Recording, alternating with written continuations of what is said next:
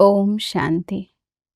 ఈరోజుటి మురళి తారీఖు జూలై 21, 2026. శివ భగవానువాచ.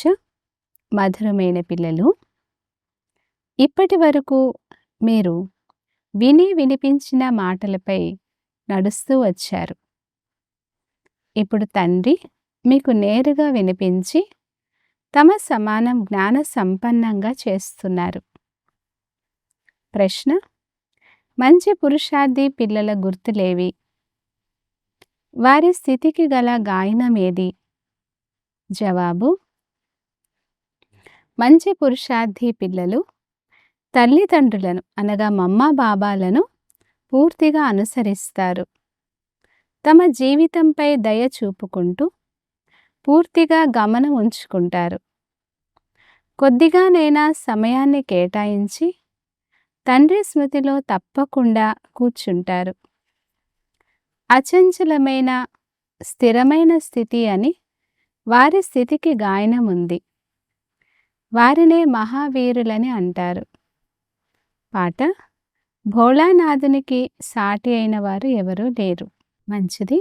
మధురాతి మధురమైన అపురూపమైన పిల్లలకు మాత్పిత బాప్దాదాల ప్రియ స్మృతులు మరియు గుడ్ మార్నింగ్. ఆత్మిక పిల్లలకు ఆత్మిక తండ్రి యొక్క నమస్తే.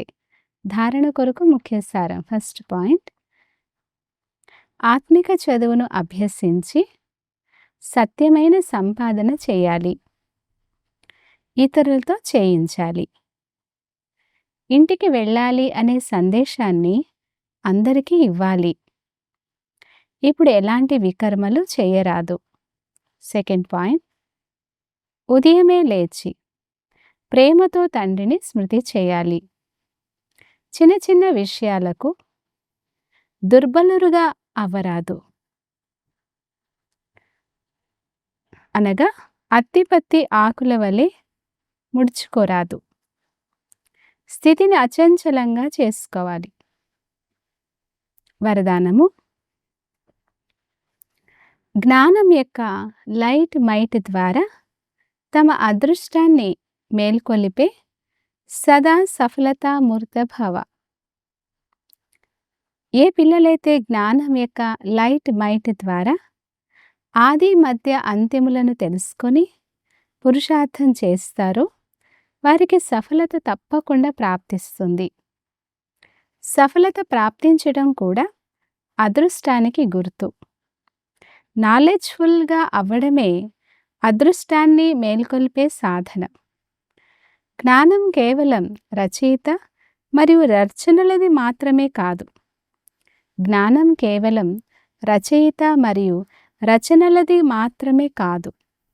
కానీ నాలెడ్జ్ఫుల్ అనగా ప్రతి సంకల్పం, ప్రతి మాట మరియు ప్రతి కర్మలో జ్ఞానస్వరూపులుగా ఉండాలి. అప్పుడే సఫలతామూర్తులుగా అవుతారు.